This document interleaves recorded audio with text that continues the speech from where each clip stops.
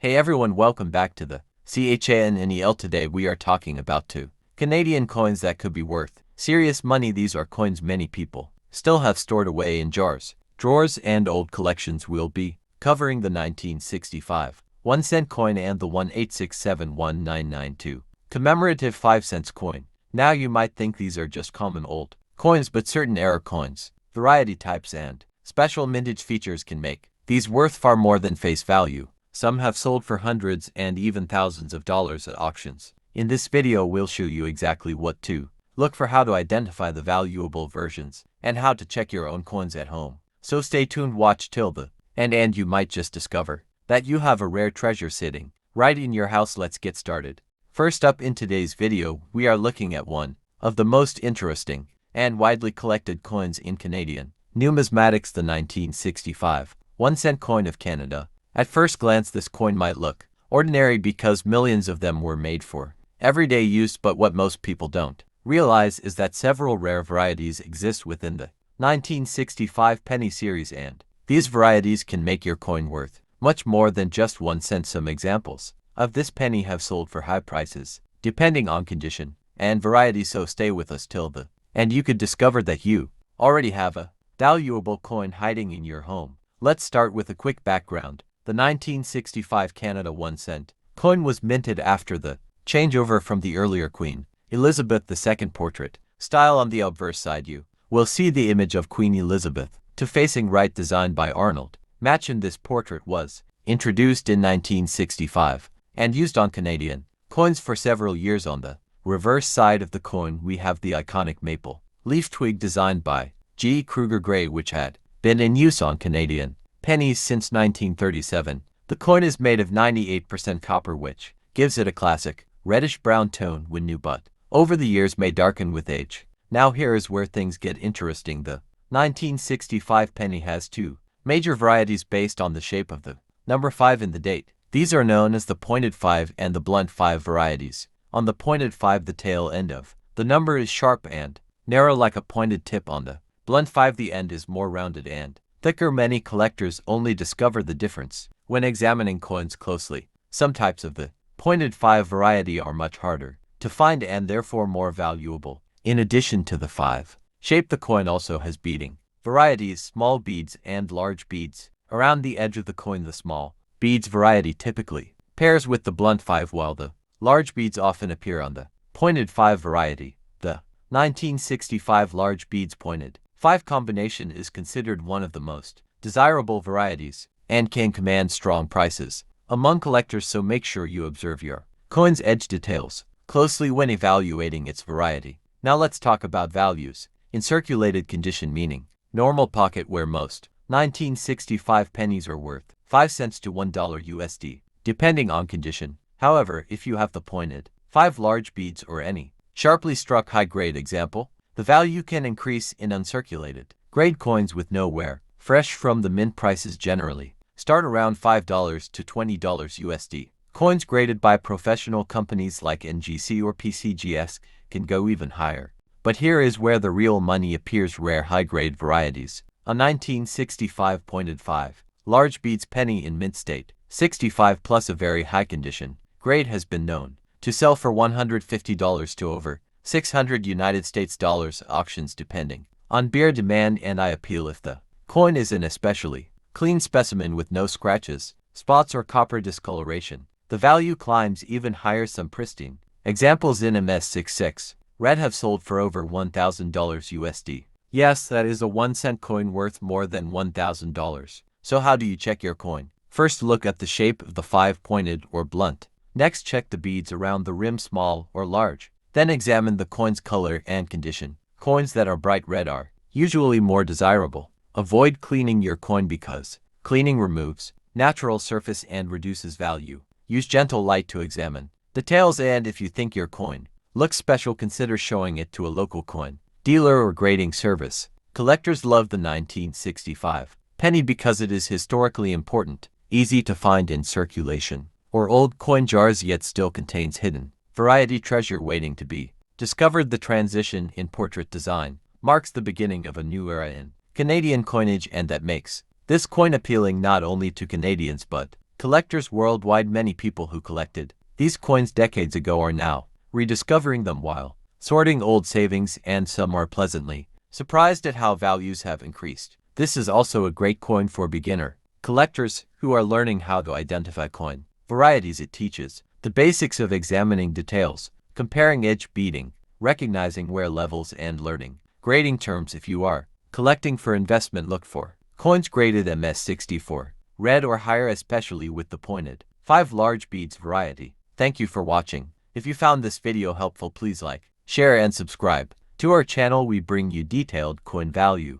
guides, rare coin identification tips, global coin histories, and market updates for collectors. Don't forget to comment below if you have a 1965 Canadian penny and tell us which variety you think yours is. Turn on notifications so you never miss another coin treasure video. See you in the next one, and always remember, the treasure you're looking for might be right in your pocket. Next up today, we're diving deep into one of Canada's most collectible small coins, the 5-cent piece, spanning the Confederation era up through the late 20th century, roughly 1867 to 1992. Whether you found one in your grandfather's change, inherited a box of old coins, or you're a collector hunting for that next great specimen, this video will walk you through what makes these little nickels so fascinating, how to spot the valuable examples, and where to look. If you want to add one to your own collection, stick around to the end. I'll share the single most common mistake sellers make that costs them money, and of course don't forget to subscribe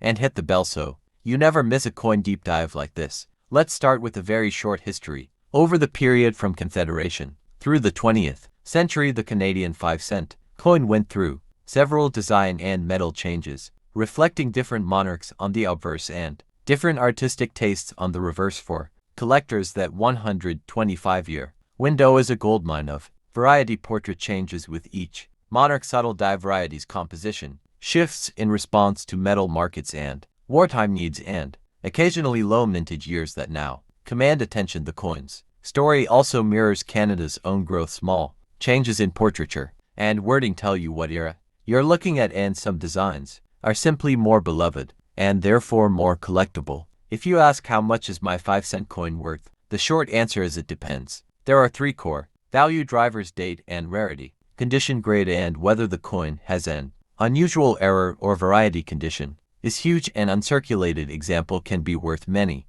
times the value of the same date in worn condition. Next, some dates had much smaller mintages or suffered heavy circulation losses, which lifts their market value. Finally, minting errors, strikes, double dyes, off-center strikes, or planchet flaws can attract collectors who pay premiums for unusual pieces. One tip right away: avoid buying or selling solely on photos unless you know how to read grading. Photos, condition, subtleties are everything. Most dates in a wide date span like 1867 to 1992 are common and trade at modest prices, especially in circulated grades. They're perfect for beginners who want to assemble a date set without spending a fortune. However, every long-running series has key dates and semi-key dates, those years with low production or other scarcity factors. Instead of memorizing every number, focus first on learning the visual differences between monarch portraits and the look of high-grade examples. When you encounter an unfamiliar date, check reputable price guides and completed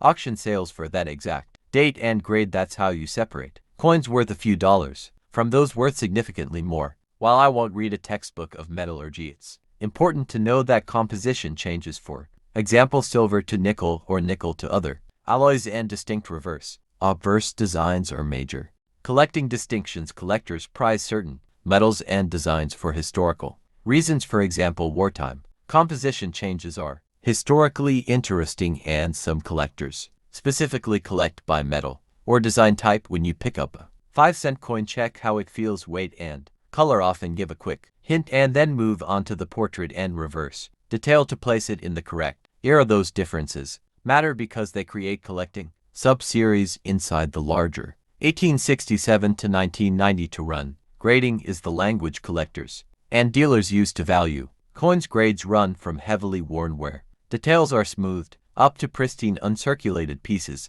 Professional grading services can authenticate, grade, and slab a coin, and while that costs money, it can increase beer confidence and often the selling price for higher value coins. For small common coins, grading may not be Cost-effective but for any suspected rare date or a coin that looks nearly flawless. Third-party authentication can dramatically simplify selling and often brings better prices at auction if you choose not to grade. Take multiple clear photos under good light and get a second opinion from an experienced dealer before a major sale. Errors and recognized die varieties excite collectors. These can include things like doubled dies, repunched dates, misaligned dies, and planchet defects. Not every unusual mark is a collectible. Error circulation damage can mimic some error types. Learn the difference. An error resulting from the minting process will have diagnostic signs. For example, consistent doubling on specific letters or numerals, while post-mint damage is random and lacks pattern.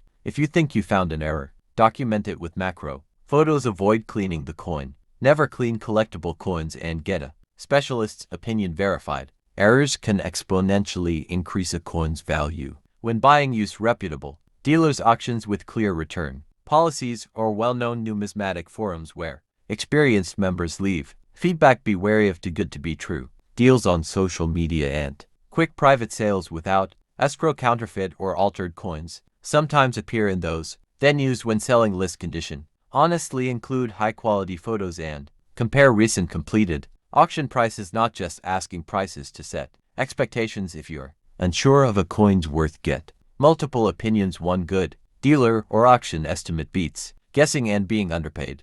If you're collecting these 5-cent pieces as a set or a thematic collection organized by portrait, era, or metal type to make the story clear, use inert holders or flips. Acid-free and store coins in a dry, stable environment away from humidity and direct sunlight. Keep a simple spreadsheet or small notebook with purchase dates, prices, provenance, and serial numbers for graded coins. That record helps track gains, provenance, and reassures future buyers. And remember, collecting is as much about the joy of discovery and the historical story as it is about market value. Alright, quick recap. 5-cent coins from 1867 to 1992 offer huge variety, and value depends mostly on date, condition, and rare errors or low mintage years. If you enjoyed this deep dive, smash that like button, subscribe, and ring the bell. I publish regular coin guides, and I'll be covering specific key dates and photo graded examples in upcoming videos. If you want, drop the date and grade or a clear photo in the comments, and I'll give you a quick no-nonsense opinion on whether it's worth a professional grading or further research. And one last tip before you go: never clean a coin you think might be valuable. Cleaning destroys surface details and can cut value dramatically. Thanks for watching, and happy hunting. We'll see you in the next video.